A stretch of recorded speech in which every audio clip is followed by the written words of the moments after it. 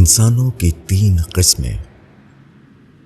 ایمان و اسلام کا اعلیٰ درجہ یہ ہے کہ آدمی اللہ سے ڈرتا ہو، وہ اپنے معاملات میں اللہ کی طرف رجوع کرنے والا ہو، وہ اس طرح زندگی گزارے گویا وہ اپنے آپ پر خدا کی نگرانی قائم کیے ہوئے ہے، وہ خدا کو نہ دیکھتے ہوئے بھی تمام دکھائی دینے والی طاقتوں سے زیادہ اس کا اندیشہ رکھتا ہو، وہ خدا کے پاس ایسا دل لے کر پہنچے جو دنیا کی زندگی میں ہمیشہ خدا کی طرف متوجہ رہا ہو۔ یہی اللہ کے مطلوب اور محبوب بندے ہیں۔ جب اللہ کی خاطر وہ دنیا کا دکھ اٹھا کر آخرت میں پہنچیں گے تو ان کا رب ان کو نہال کر دے گا، وہ ان سے کہے گا کہ ہرے بھرے باغوں والے جنتی مکانات میں داخل ہو جاؤ اور ہمیشہ وہاں رہو، یہاں تمہارے لیے وہ سب کچھ ہے جو تم چاہو اور ہمارے انعامات اس کے علاوہ ہیں۔ قاف 31 تا 35۔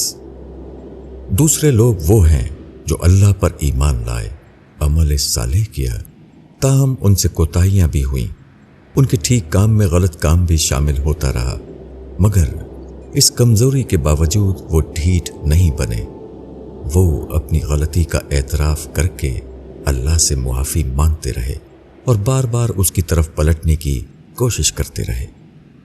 امید ہے کہ اللہ ان کو بھی اپنی رحمت کے سائے میں لے لے گا، وہ جب خدا کی طرف لوٹے تو خدا بھی ان کی طرف لوٹے گا، کیونکہ وہ بخشنے والا مہربان ہے۔ توبہ 102۔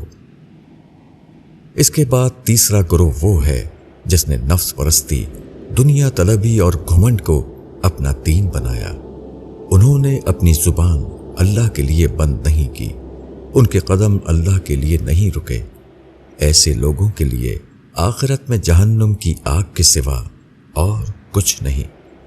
یہ وہ لوگ ہیں جو خدا کے لیے نہیں جیے بلکہ اپنے لیے جیے، انہوں نے آخرت کی فکر نہیں کی بلکہ دنیا کی فکر کی۔ ایسی حالت میں کیسے ممکن ہے کہ وہ خدا کی ابدی دنیا میں عزت کا مقام حاصل کر سکیں؟ ہود 15 تا 16۔ مولانا وحید الدین خان۔